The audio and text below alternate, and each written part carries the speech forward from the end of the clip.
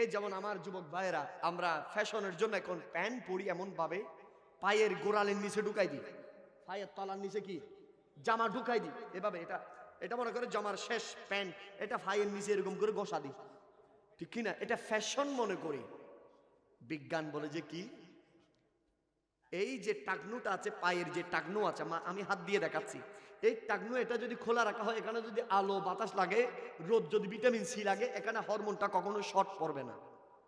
সুবহানাল্লাহ। হরমোন যদি শর্ট যদি না পড়ে, আপনার ব্রেন ভালো থাকবে, মাইন্ড ভালো থাকবে, খাবার রুচি ভালো থাকবে, শরীর 20 ঘন্টা কাজ করলে শরীর কখনো ঘামবে না, দুর্বল হয়ে যাবেন না। এখন তো সেই জন্য আমার যুবক ভাইয়েরা 2 ঘন্টা কাজ করতে পারে না, 14 ঘন্টা লুড়ি থাকে, হরমোন নাই। ওই ওদিক দিয়ে ফ্যান দিয়ে নিচে দিয়ে শেষ করে ফেলছে।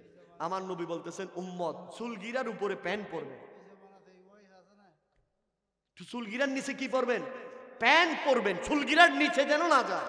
আর যখন এইভাবে যখন চলবেন, আপনার জীবনটা সুন্দর থাকবে। আরো জোরে বলেন না, আমরা পারবো তো ইনশাআল্লাহ?